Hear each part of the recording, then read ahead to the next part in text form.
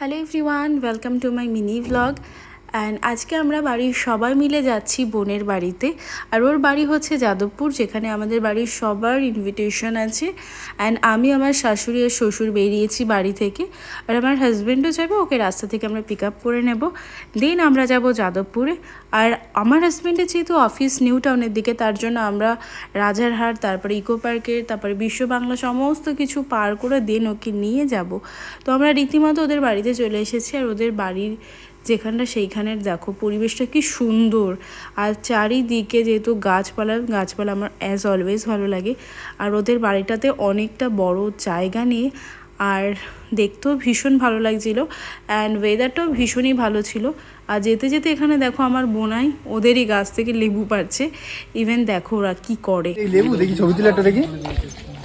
এই দেখি দেখি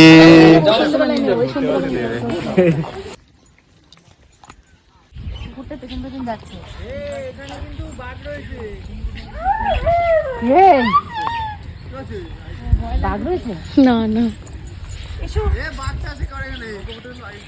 বন্ধ কর ও হেঁচকি তুলে যাচ্ছে তোকে